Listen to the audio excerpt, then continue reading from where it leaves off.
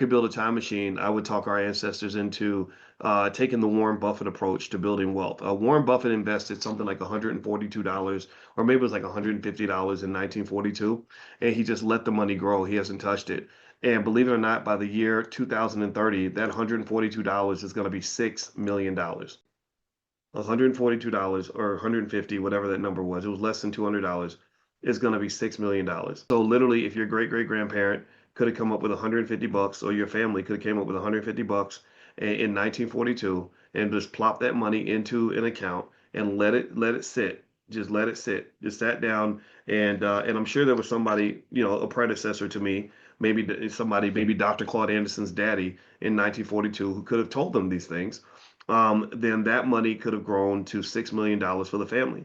So ultimately, if you add up the amount of money that Black people spent back when they were lying to us and telling us that Black consumerism was some sort of beacon of strength and hope and possibilities, back when they made us brag about being consumers, they made us want to be consumers.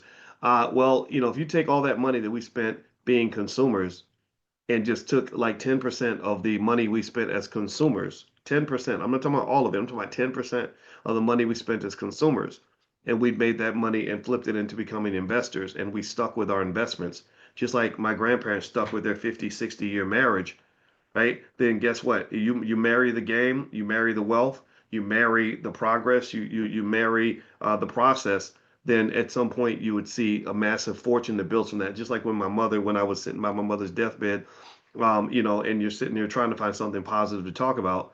One of the things we could talk about is the fact that my parents limped, they literally limped across their 50th wedding anniversary, but they built this 50-year asset called family, called wealth, called love, called marriage, and they made it. They got there. I said, wow, that's so impressive, and I feel so blessed that you had your 50th wedding anniversary literally a month before my mother passed, and my father was right by her bed right when she passed, right? So that's, to me, that's very powerful. That's that same dignity, that same commitment, that same consistency, that same relentlessness that led to my father insisting on being by my mother's side all the way until her last moments is similar to the kind of consistency, relentlessness, and commitment that is necessary to acquire an asset and hold on to the asset. That means ups and downs, richer for poor, sickness and in health. So you build that stock portfolio, you hold on to that damn thing.